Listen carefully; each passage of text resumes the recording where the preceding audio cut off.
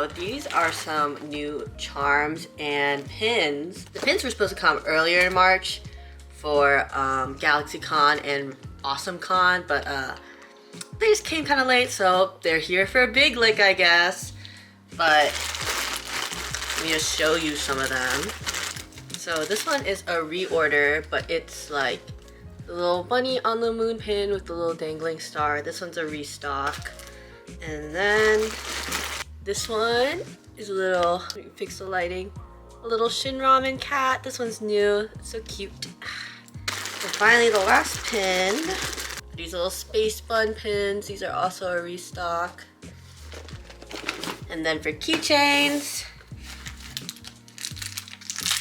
we have the little Beware the Dog series. So this one is Pom Pom, and this time I got like the epoxy instead of like just the flat, and I like how they look. They look like little gummies. This one's the cat, it's in the bottle one. This one's also epoxy now. And then this one is Pochocco, Beware the Dog. And it's the same on the other side. This one's Cinnamoroll, Beware the Dog. Real Cinnamoroll fans know that Cinnamoroll is a dog, you know? We have a Snoopy, Beware the Dog. These are also cute. I really like how they turned out. So I'm swapping out my old display for my charms. I used to put them all on this one, but now since I have new charms, I gotta have a little bit of a bigger board. I was like arranging them all on this, and then I have all these like little adhesive hooks that I'm just gonna like place them where they need to go. I'm still gonna use this one for all the like anime cat charms, just to like keep it categorized, I guess. But these are all like the Sanrio ones, and then these are like the Tiger Bomb, Shin Ramen, like this ones. And then these are the new charms, so they're based off the same sticker design I have of this, but it's like Pochocco, Beware the Dog, Pom Pom, Snoopy, and Cinnamoroll. So I'm gonna like try to attach all these on, and then I gotta number them too.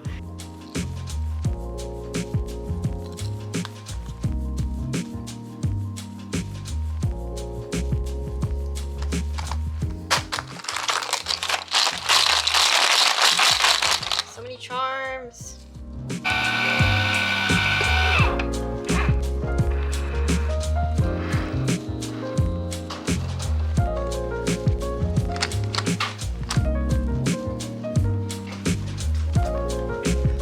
What I use for all the pin storage, and then also like keychain storage.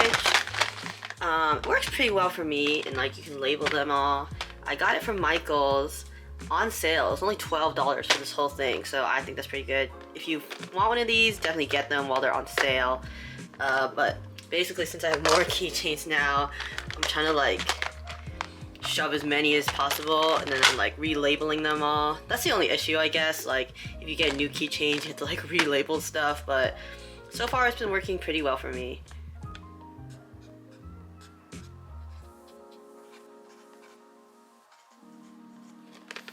My handwriting's kind of bad, but I could print them out if I want, but for now this is okay enough for me.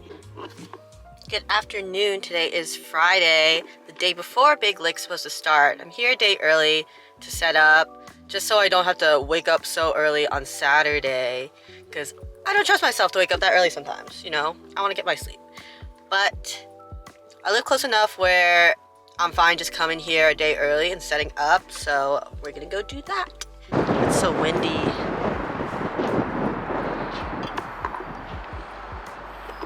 So a little bit about Big Lick Comic Con. This year it happened on April 13th to 14th in the Dulles Expo Center in Chantilly, Virginia. I know there's a Big Lick in Roanoke, but this is the Big Lick in Nova. I didn't really have too many expectations for this convention, but I just wanted to try it out because I live pretty close. This is actually where they also do Fairfax Comic Con, which I did at last year. But as I've been learning throughout my convention journey is that I don't do as well at Comic Cons as I probably would do at an anime convention, which is fine. It's just like different audiences and stuff. But I just learned to like temper my expectations for those kinds of cons. But something I didn't like about Big Lick was that I had to get an exhibitor space, not an artist alley space, because artist alley is only for print artists. So if you have any keychains, pins, or that kind of thing, like you weren't allowed to be in artist alley, which is like pretty old school rule. I know like other comic cons kind of have this rule, but it's just like something I don't really agree with, but them's the breaks, you know. If you come to the convention, you follow their rules.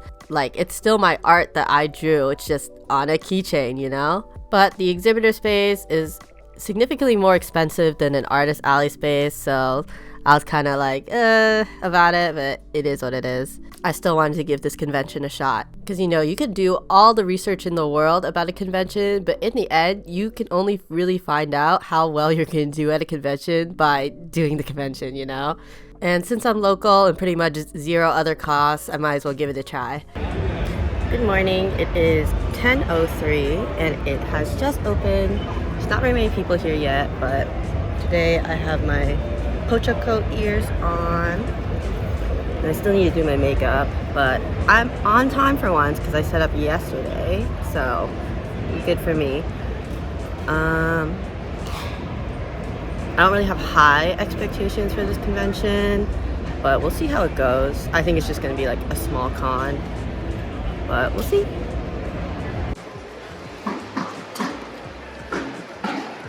So we're all set up. Put out all the fancy stuff.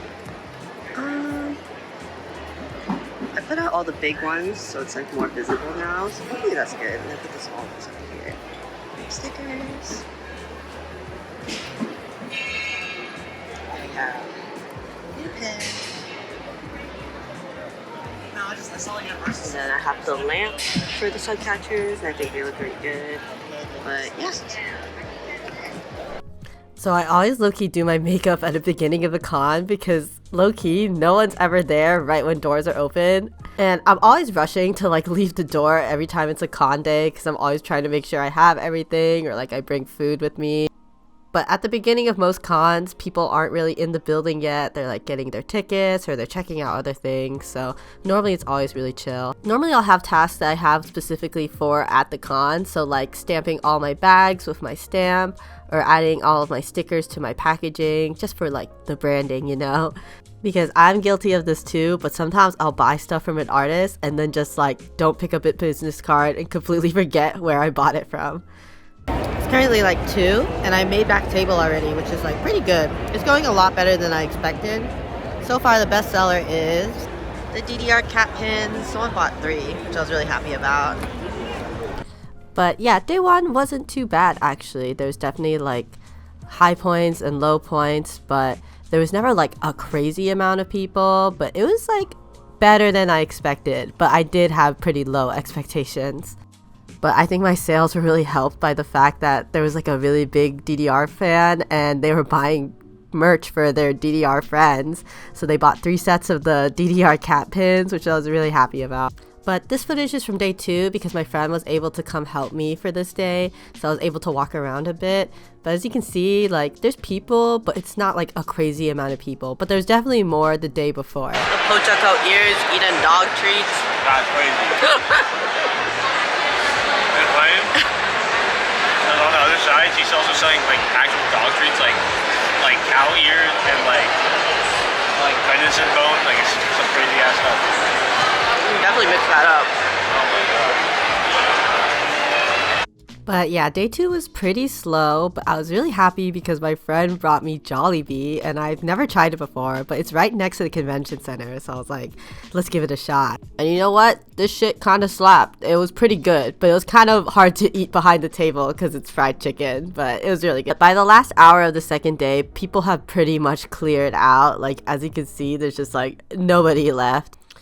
But it wasn't a bad weekend. Some of my best sellers were the Beware the Dog keychain, which I was really happy about. And then stickers always do really well. But overall, this con was a pretty chill time. It's definitely like a locals only kind of thing. And a trend I see with like 2-day cons is that the second day is always just like a lot slower than the first day. Which makes sense. If it's like a Saturday, Sunday kind of con, I think most people would probably just come Saturday. But something that did bother me about the con was that I had to get an exhibitor's booth, which cost $270 compared to an Artist Alley table, which was $75. And for the Artist Alley table, it states in the rules that no more than 10% of your booth may have any other item than prints, sketches, or paintings. So you can only have so many keychains or pins or that kind of thing. But the thing about the Artist Alley table is that they didn't really check if you weren't selling like keychains or that kind of thing. And I'm essentially just using this exhibitor space as an Artist Alley table because I don't have that much product to fill up the space. And the Artist Alley is like mixed in with exhibitors anyway. Like there's definitely people in Artist Alley who are like selling keychains and pins and that kind of stuff. And honestly, like if you can get away with it, like good for you. But it just kind of is annoying that I was like, oh, I gotta get an exhibitor's table because I have like pins and charms and that kind of thing. And then in the end, it kind of like doesn't matter, you know? Like I paid an extra $180 for what, you know? But I don't know. I guess that's what I get for following the rules. Like with those rules, maybe this convention isn't for me, but you know, not every convention is gonna be for you. But looking at their rules for 2025, they did allow a bit more non-print items, so that's definitely something to consider if you want to do this con. But let's get into the expenses and revenue. In total, I made around $800. And my total expenses was only the table, so that was $270 for an exhibitor's table. So that totals up to a total profit of around $530. So for a 2-day convention, that's definitely on a bit of the lower side of things. If the table was only $90, I definitely would have felt a lot better about this. But again, I just kind of went into this con just giving it a try, you know? Like $270 is pretty expensive for a table if you're just selling like Artist Alley stuff. Like I've been to bigger conventions that have cheaper table costs than that. But again, my stuff leans more towards anime and cute kind of things, so maybe it wasn't the best audience for this. But yeah, that's just the life of a con artist. Always so many things to consider. But yeah, I definitely only recommend this convention if you're local and it's kind of like a if you don't have anything better to do that weekend kind of thing. And definitely think about if you have a lot of non-print products, if you have to get an exhibitor's booth for this convention, because there is a pretty big cost difference. But yeah, those are just some of my thoughts. If you found this helpful, let me know. And thank you for watching. Bye bye.